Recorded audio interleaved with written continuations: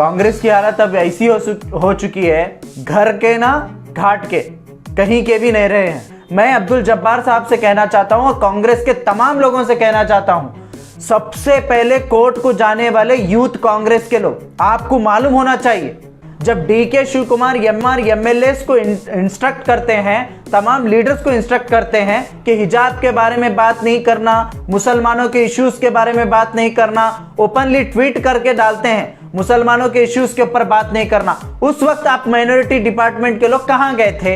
कौन लाए बीजेपी को कर्नाटक में? बीजेपी को लाने वाले यही 14 कांग्रेस के एमएलए बीजेपी में गए 50-50, 100-100 करोड़ रुपए लेकर, जिसकी वजह से बीजेपी की गवर्नमेंट बनी। यही जेडीएस के 3 एमएलए बीजेपी में जाने की वजह से बीजेपी की सरकार बनी।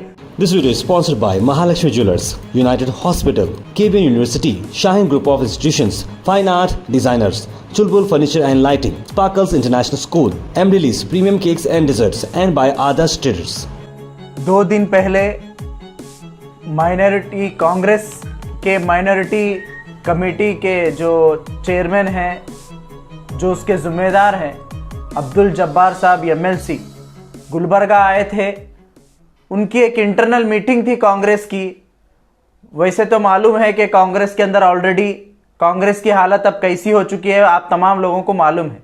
कांग्रेस की हालत अब ऐसी हो चुकी है, घर के ना घाट के कहीं के भी नहीं रहे हैं। तो कांग्रेस के अंदर ऑलरेडी फूट है। उन चीज़ों को सुधारने के लिए, उन चीज़ों को सही करने की पूरी एक नाकाम कोशिश कांग्रेस कर रही है। उस मीटिंग के दौरान, उस मीटिंग में बराबर जहां कहीं भी माइनॉरिटी कमेटी की मीटिंग होती है, ये 5 साल में पहली बार ये मीटिंग ऑर्गेनाइज हुई है। 5 साल तक इन्हों कोई माइनॉरिटी मीटिंग नहीं करे, कोई माइनॉरिटी इश्यूज के ऊपर बात नहीं करे, माइनॉरिटी बजट के ऊपर बात नहीं करे, कुछ चीज बात नहीं करे, इवन हिजाब के ताल्लुक से होंदे, कुछ भी होंदे।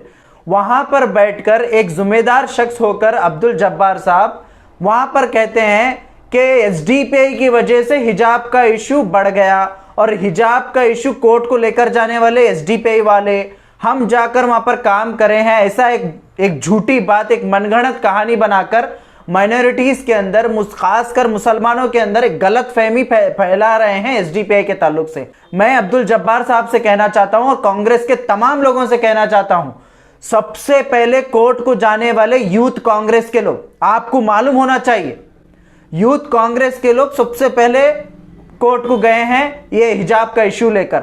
और हिजाब के इशू के ताल्लुक से लगातार एसडीपीआई वहां पर मसले को हल करने के लिए यूटी खादर साहब और तमाम कांग्रेस के एमएलए को 12 कांग्रेस के साथ साथ तमाम जो पॉलिटिकल लीडर्स हैं उन लोगों को जोड़कर काम करने का काम की है एसडीपीआई। और एसडीपीआई जब खड़ी हुई है इन बच्चों के साथ, उस वक्त जब कांग्रेस के लोग इन बच्चों का साथ देने का छोड़ दिए, जब बीजेपी और संघ परिवार के लोग जब लगातार हिजाब के ताल्लुक से टारगेट कर रहे थे मासूम बच्चियों को, उस वक्त एसडीपीआई बोली कि हम पूरा का पूरा सपोर्ट करेंगे इन बच्चों को, जो भी लीगल कार्रवाई है उसके लिए भी हम सपोर्ट करेंगे। तो उसके लिए हम लोगों ने एसडीपीआई की तरफ से इस हिजाब के ताल्लुक से हम उनका सपोर्ट किए हैं। तो ये मनगढ़ंत कहानी बनाकर एसडीपीआई को कटघरे में खड़ा करना, इनको शर्म आनी चाहिए सबसे पहले। और एक चीज, खुद यहां पर हिजाब के ताल्लुक से आपके प्रेसिडेंट जब डीके शिव कुमार एमएलए को इंस्ट्रक्ट करते हैं, तमाम लीडर्स को इंस्ट्रक्ट करते हैं कि हिजाब के बारे में बात नहीं करना, मुसलमानों के इश्यूज के बारे में बात नहीं करना, ओपनली ट्वीट करके डालते हैं मुसलमानों के इश्यूज के ऊपर बात नहीं करना, उस वक्त आप माइनॉरिटी डिपार्टमेंट के लोग कहां गए थे? माइनॉरिटी चेयरमैन कहां गए थे? माइनॉरिटी के बड़े बड़े लोग जो मुसलमानों के पास आकर कांग्रेस के नाम पे वोट लेते हैं, वो लोग कहां गए थे?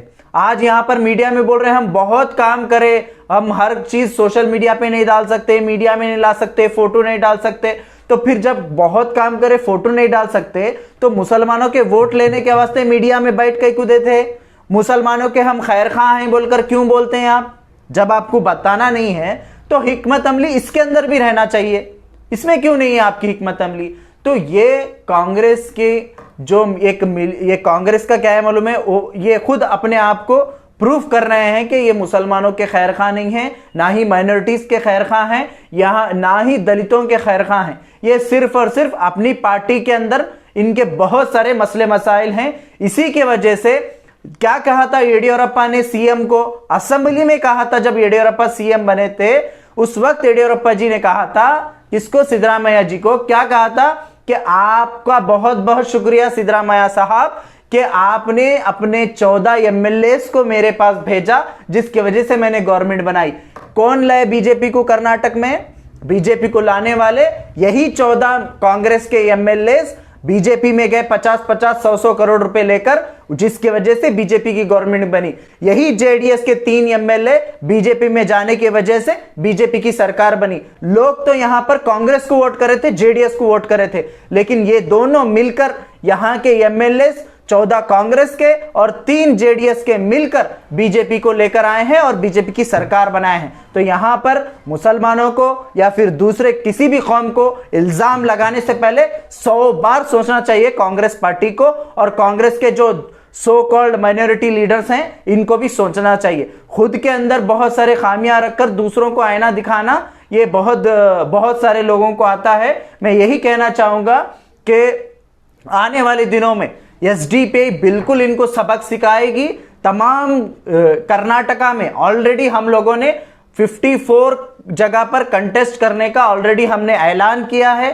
20 कैंडिडेट के नेम्स भी हम लोग फाइनल कर चुके हैं और 10 कैंडिडेट का नाम भी हम रिलीज करे हैं, और इंशाल्लाह आने वाले दिनों में गुलबर्गा नॉर्थ के कैंडिडेट भी हम अनाउंसमेंट करेंगे। गुलबर्गा नॉर्थ और गुलबर्गा रूरल और गुलबर्गा साउथ, तीनों जगह का इंशाल्लाह हम लोग ऐलान करेंगे। This video is sponsored by Mahalakshmi Jewelers, United Hospital, KBN University, Shaheen Group of Institutions, Fine Art Designers, Chulbul Furniture and Lighting, Sparkles International School, M Release Premium Cakes and Desserts, and by Adarsh Traders.